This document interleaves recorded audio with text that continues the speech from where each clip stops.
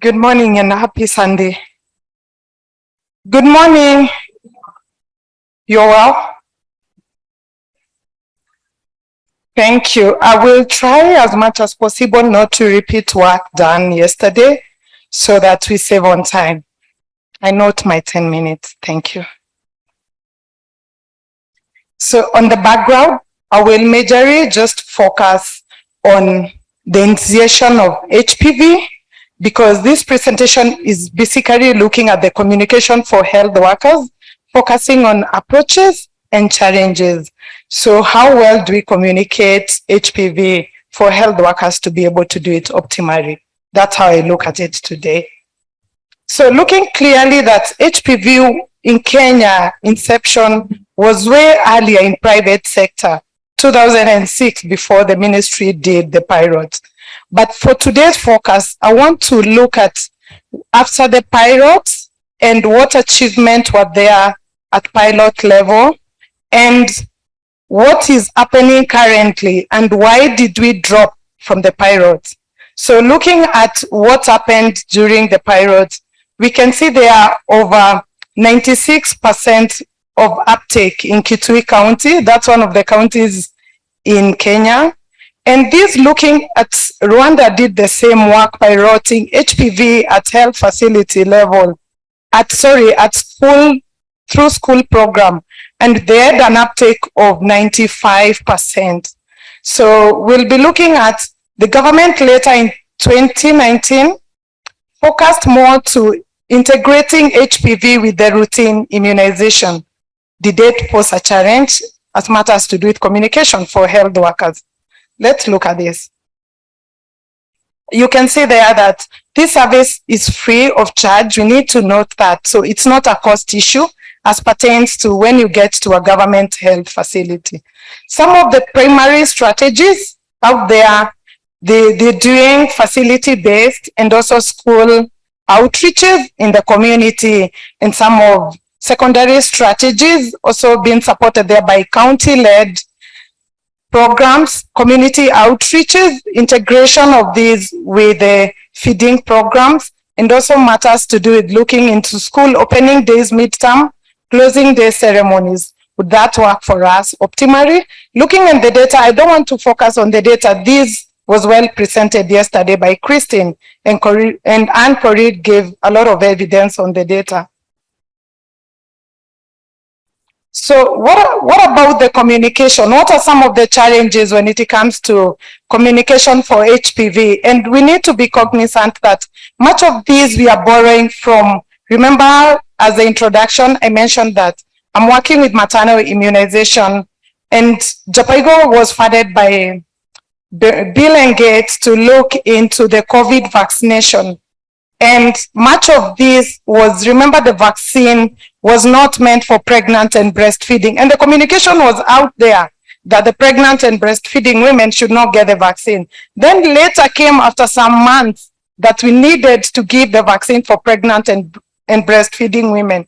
Borrowing from that, HPV also faced the same challenges with the community members, the churches speaking differently of the adolescent getting the HPV. So I'm borrowing much from these interventions done in maternal health. So another thing, how do we respond to these challenges on communication? We need to plan early and also support infrastructure at facility level.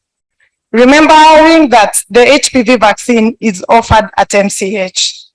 We also need to encourage the community to demand HPV as a social norm. We will be looking at what is part of this for the community to demand it as a social norm, because unless the community demands HPV, then we may never get to optimal achievement of our pilots.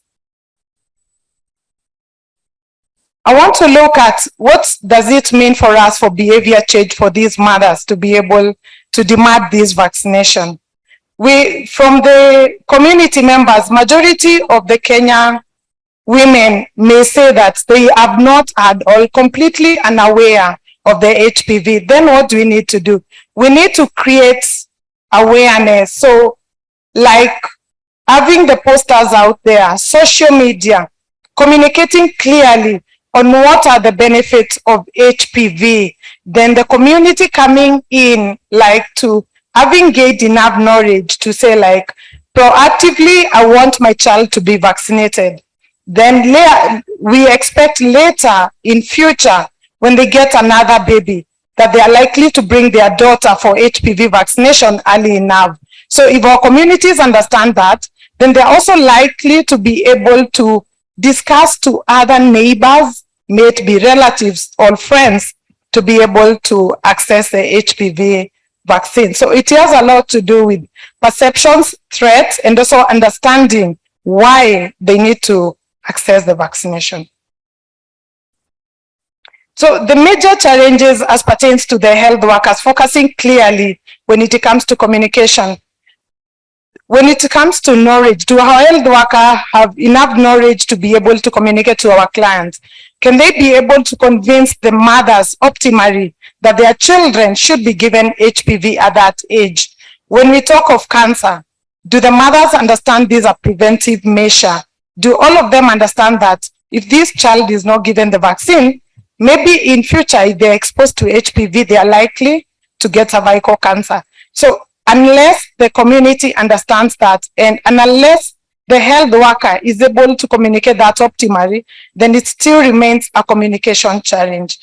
Do the gatekeepers, that's the chiefs, the people out there in the community, are they able to be reached by the health workers in the same information? And for me, I define health workers as the nurses, the clinical officers, medical officers, the public health officers, social workers. These are all the people interacting with our daughters. These are all the people interacting with the adolescents. One thing we need to know, being a teenager is complicated. So adding a vaccine to the adolescent, it's more complicated. So we need to understand them in order to be able to pass the vaccine to them. So what are other challenges out there? Our religious sects, do they understand why HPV? Lack of CHV involvement, the community, do they understand clearly? Misconceptions from the parents. Look at the mapping. These normally, the adolescents are not like a formal immunization team, like they were not the initial targets. Our MCH units were targeting the infants, and that's why for TB vaccination, maybe the BCG, pentavalent, the mothers walk to the facility without any pressure to like go for the vaccination. Why not HPV gets to the same level? So, and we need to also understand hard to reach girls. Who are these girls? Remember, there are girls out there. Like in Kenya, we have the northeastern region, where the girls are out there to look after their families. We have the nomadic girls, where they move with their families. They need to go to school in another region, maybe due to crashes or anything. Do you ever think of these girls? The strategies cannot be the same to reach these hard to reach girls. What are the potential way forward? I'm not saying this is the solution, but we need to think what are some of the potential way forward. We need to start all HPV programming with all inclusive, all sectors. Yesterday, I smiled when Christine from Kenya said that one of the challenges was stakeholders and partners coordination. Should we start there? We need to start there, because if then the national team does not know the partners doing HPV work in our country, then we are all of us in a problem, because we need to pull resources to support the ministry to be able to do this. Creating peer HPV vaccination groups at community level and at schools. I would like to hear some research or experiences where someone decided to map out all girls who have received the HPV vaccine to talk to their peers. I've dealt with adolescents in school. I'm an adolescent counselor, and I will tell you for free, unless an adolescent validates the information you give them from another adolescent and they give a positive outcome, then you're likely to be on the right side. But if the validation is negative from what you gave as an adult, They will not pick it up. It's sometimes, even for your own family, they tend to listen to their peers more than you. Community-based education for the parents and the guardians. We also need to look into the programming for adolescents as an avenue for other areas. Remember, we have the HIV adolescent groups. Do we ever link the HIV programs with the HPV program? The adolescent groups at the health facility, the adolescents do not miss their pills because they're in a group, health workers follow them, they are able to contact, trace them. Is there a time when we track all this and say, we have 5 adolescents in project A, then we need to link it to the HPV so that they get, all of them, the HPV vaccine? Do we ever do that? Then my last potential, maybe way forward, is our immunization centers. For me, if I was adolescent today, I would not go for vaccination in our immunization centers.